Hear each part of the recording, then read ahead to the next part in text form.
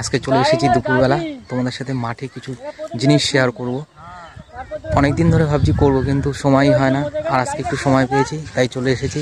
দেখো তোমাদের কাছে কি দেখাবো, এত সুন্দর লাগছে তা তোমরা ধারণা করতে পারবে না। পুরো চারিদিকে, মাঠের চারিদিকে সর্ষে গাছ, এত সুন্দর লাগছে। আর তার মধ্যে চলে এসেছি আমি, আর আমার গায়েও হলুদ রং, আর সব হলুদে হলুদ হয়ে গেছে পুরো। শুধু দেখতে থাকো, এত সুন্দর লোকেশন চারিদিকে, যেদিকেই তাকাবে মাঠকে মাঠ, পুরো সর্ষে গাছ আর সর্ষে গাছ। আর সত্যি কথা বলতে কি হলো দেখি, বছরে এরকম একবারই দেখা যায়, স্বাভাবিক। আর এবছর এত সুন্দর হয়েছে, চারিদিকে সর্ষে গাছ ফলন করেছে। আর যেদিকে যেদিকে করেছে সব দিকেই সুন্দর হয়েছে।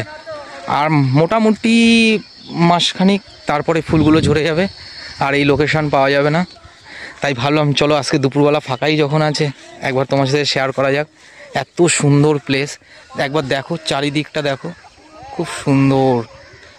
যতটা ঘোরাবো দেখো চারিদিকে শুধু সর্ষে গাছ আর সর্ষে গাছ চারিদিকে।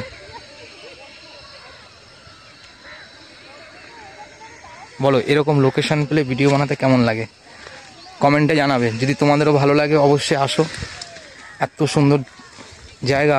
এবার পুরো চলে আসলাম সর্ষে গাছের ভিতরে, আলের ভিতর থেকে যাব। লোকেশন দেখো শুধু,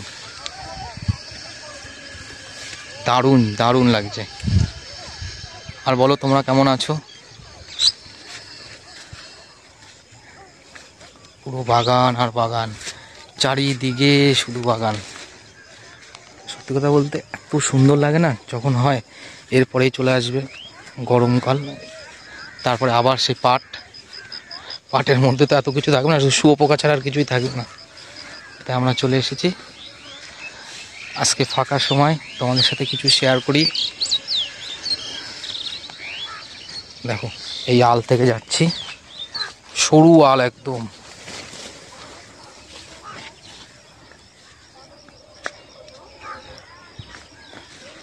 পাশে কিছু পালং গাছ হয়েছে। দেখো এবার তোমাদের ভালো করে লোকেশনটা দেখাই।